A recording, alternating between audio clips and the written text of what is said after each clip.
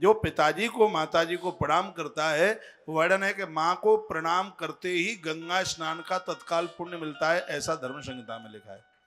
आपने सासू माँ को प्रणाम किया, किसी पुत्र ने अपनी माँ को प्रणाम किया, भगवान वेद व्यास कहते हैं इनको प्रणाम करते ही तत्काल गंगा जी में डुबकी लगाने का फल तत्काल प्राप्त हो जाता है, बिल्कुल देर नहीं लगती।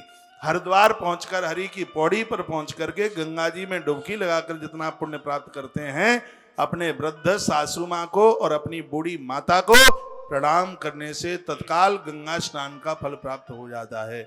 अब इसमें वर्णन है कि जैसे ही आपने पिताजी को प्रणाम किया है, पिता को प्रणाम करते ही तीर्थ में वास करने का पुण्य तत्काल प्राप्त हो जाता है।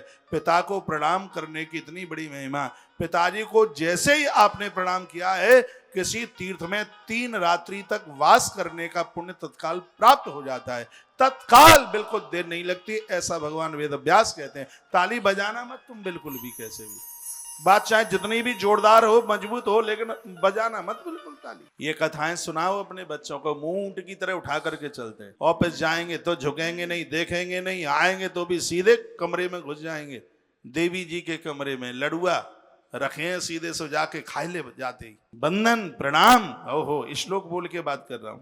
तीर्थ स्नानम तपो होमा जपादि यस दर्शनम महागुरुश्च गुरवे तस्मै पितरे नमो नमः।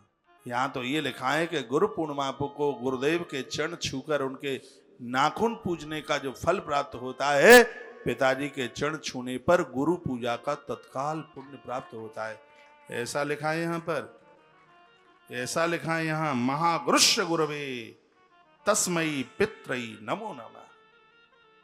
गुरु पूजा पर, गुरु महाराज के चरणों की पूजा करने पर, उनके चरण नाखून स्पर्श करने पर, उनके चरण धोकर चरणोदक लेने पर जो पुण्य प्राप्त होता है, महागुरुश्च गुरवे तस्मै पितरो नमो नमः। पिताजी तो गुरु के भी गुरु है भैया, तो जैसे इनको प्रणाम किया जाता है तो गुरु चरण स्पर्श करने का, चरण धो करके उनका पूजन करके आशीर्वाद लेने का तत्काल फल प्राप्त होता है। तीर्थ में 3 रात्रि बसेरा करने पर जो पुण्य प्राप्त होता है, पिताजी को एक बार प्रणाम करने से उतना फल मिल जाता है। बेटे को तो बोल दोगे बेटा माँ को प्रणाम करने की इतनी महिमा महाराज ने सुनाई, गंगा में डुबकी लगाने के बराबर है, लेकिन तुम सासू को कभी मत करना प्रणाम, ताप आ जाएगी प्रणाम करने से। इन वृद्धों को मानो। मैं तो चाहता हूं ये सगरे वृद्धाश्रमों में ताले डल जाए,